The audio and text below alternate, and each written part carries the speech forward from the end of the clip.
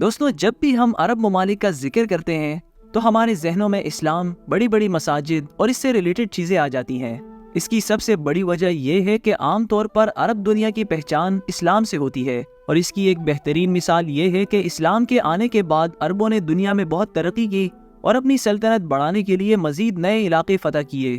انہوں نے اپنے دور میں سب سے زیادہ طاقتور سلطنت اسلامی خلافت کی بنیاد رکھی، جس نے اپنی بلندیوں کے دوران اسپین اور شمالی افریقہ سے لے کر مغربی اور سینٹرل ایشیا اور مشرق میں برِ صغیر پاک و ہند تک اپنی سلطنت کو وسیع کیا۔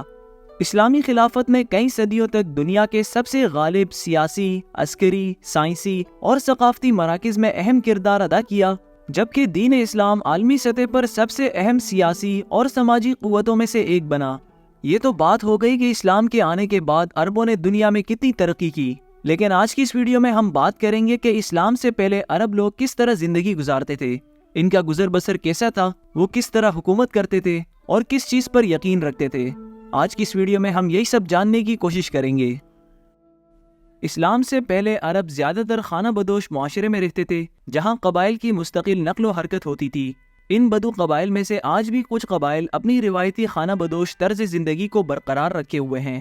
یہ قبائل وقت کے ساتھ ساتھ آپس میں اتحادی بدلتے اور ایک کبھی نہ ختم ہونے والی جنگ کا حصہ تھے۔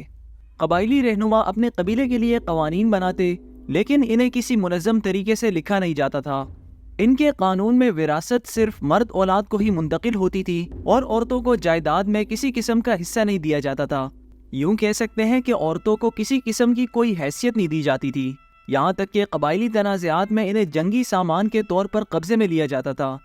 ایک مرد کتنی عورتوں سے شادی کرے گا، یہ تعداد مقرر نہیں تھی، اور جب کوئی عام آدمی دنیا سے رخصت ہو جاتا تو اس آدمی کی تمام بیویاں وراثت کے طور پر اس کے بیٹے کو دی جاتی تھی، سوائے اس کی ماں کے۔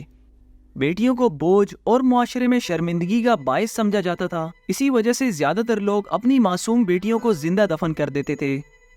اس دور کو قرآن مجید میں جاہلیت کے دور کا نام دیا گیا کہ جاہلیت کے دور کے عرب اپنی بیٹیوں کو زندہ دفن کرتے تھے۔ اس دور میں آبادی کے تحفظ کے لیے کوئی تحریری قوانین، عدالتی نظام یا کسی بھی قسم کے قانون نافذ کرنے والے ادارے موجود نہیں تھے۔ اس طرح ایک بدو قبیلے کا بنیادی مقصد اپنے اراکین کی حفاظت کرنا تھا۔ مشہور فرانسیسی مورخ میکسیم روڈنسن کا کہنا ہے کہ آزاد عرب کسی تحریری ضابطۂ قانون کے پابند نہیں تھے، اور کوئی بھی ریاست پولیس فورس کی حمایت سے اپنے قوانین کو نافذ کرنے کے لیے موجود نہیں تھی۔ ایک آدمی کی زندگی کا واحد تحفظ رواج کے ذریعے قائم کردہ یقین تھا، خون کا بدلہ خون اور زندگی کے بدلے زندگی۔ انتقام بدوی معاشرے کے ستونوں میں سے ایک ہے۔ اس دوران چند مخصوص قبائل ایسے بھی تھے جنہوں نے خانہ بدوش زندگی کو چھوڑ کر نئے انداز میں زندگی گزارنے کی کوشش کی اور اپنے علاقوں میں اثر و رسوخ حاصل کرنے میں کامیاب ہو گئے۔ اس دور میں مکہ کی حکومت قریش قبیلے کے ماہر تاجروں کے ہاتھوں میں تھی، جنہوں نے 5ویں صدی کے کسی موقع پر شہر کا کنٹرول حاصل کیا تھا، جبکہ یثرب، جسے بعد میں مدینے کا نام دیا گیا، اس پر اوس اور خزرج کے عرب قبائل اور یہودی قبائل نذیر، قینقاع اور قریظہ کا غلبہ تھا۔ عرب کے 2 اہم ترین شہر مکہ اور یثرب حجاز میں واقع ہے۔ یہ ایک ایسا خطہ ہے جہاں پانی کی وافر فراہمی ہے، جس کی بنا پر یہاں زندگی گزارنا اس علاقے میں بسنے والے لوگوں کے لیے ایک بہترین انتخاب تھا۔ مکہ اس خطے کا ٹریڈ سینٹر مانا جاتا تھا، جہاں سے قافلے گزرا کرتے تھے۔ اسی طرح خانہ کعبہ مشرکین عرب میں بھی مقدس تھا، اور یہاں پر مختلف عرب قبائل کے بتوں اور دیوتاؤں کے مجسمے رکھے گئے تھے، جو کہ ان کے لیے بہت ہی زیادہ مقدس تھی اور وہ یہاں پر عبادت کیا کرتے تھے۔ یونانی مورخ ڈائیڈورس سکلس، جنہوں نے 30 سے 60 قبل مسیح کے دوران اپنی کتاب ببلیوتھیکا ہسٹوریکا میں عرب کے علاقوں کے بارے میں لکھا ہے اور کعبہ کو ایک انتہائی مقدس ہیکل کے طور پر بیان کیا ہے، جس کی تمام عربوں میں بے حد عزت کی جاتی تھی، اور یہاں پر عربوں کا سب سے بڑا دیوتا ہبل کا بھی خاص ذکر کیا گیا ہے۔ سال میں ایک بار مشرکین عرب کعبہ کی زیارت کے لیے حرکت کرتے تھے اور زمزم کا پانی پیتے تھے۔ سال کے اس دوران قبائلی تنازعات میں کمی آ جاتی تھی، جنگ بندی کا اعلان ہوتا، تنازعات اور قرضے حل ہو جاتے اور مختلف قبائل کے درمیان تجارت ہوتی تھی۔ اس طرح مکہ کی تجارتی صلاحیت اور اس کی مذہبی اہمیت نے اسے عربوں کو ایک مشترکہ پلیٹ فارم پر لانے اور ان کی قومی پہچان کو مضبوط کرنے کا اہم کردار ادا کیا۔ عرب کا ایک اور اہم ترین شہر یثرب، جسے مدینہ بھی کہا جاتا ہے، یہ ایک ایگریکلچرل سینٹر تھا جو کہ حجاز کے ایک زرخیز علاقے میں واقع تھا، جس کی وجہ سے یہ شہر ریڈ سی کے ساتھ سفر کرنے والے تجارتی قافلوں کے لیے ایک اہم ٹرانزٹ پوائنٹ بن گیا تھا۔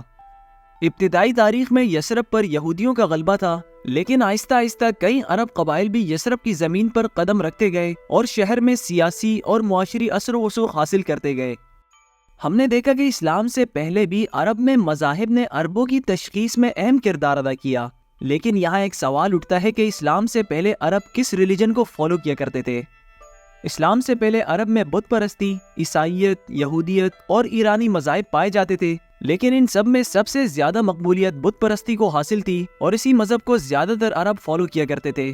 ہر قبیلے، شہر اور علاقے کا اپنا ایک مخصوص بت ہوتا تھا جس کا مجسمہ خانہ کعبہ میں رکھا گیا تھا، اور اسی طرح تقریباً 360 بتوں کے مجسمے خانہ کعبہ میں رکھے گئے تھے۔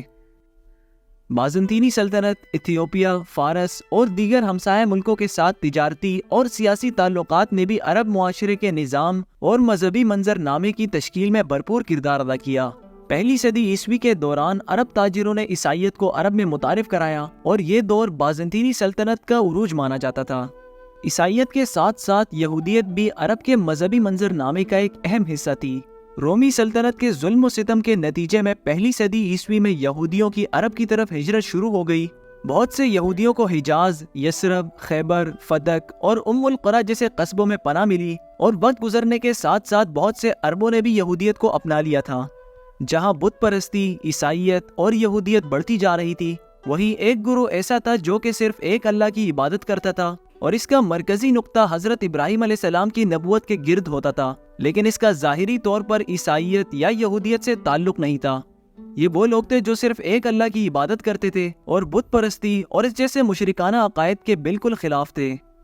تاریخ میں ان لوگوں کی تعداد مکمل طور پر واضح نہیں، مگر کچھ اسلامی روایات کے مطابق حضرت محمد صلی اللہ علیہ وسلم اور ان کے کچھ ساتھی اسلام کے آنے سے پہلے اسی طرح اللہ تعالیٰ کی عبادت کیا کرتے تھے۔ عرب مصنفین کے مطابق اس دور میں عرب کی سرزمین دو حصوں میں تقسیم تھی۔ شمالی عرب میں لوگ خانہ بدوش طرز زندگی گزارنے کو پسند کرتے تھے، جبکہ جنوبی عرب، جسے آج یمن بھی کہا جاتا ہے، اس میں ریاستیں قائم تھی اور ان پر بادشاہی نظام رائج تھا۔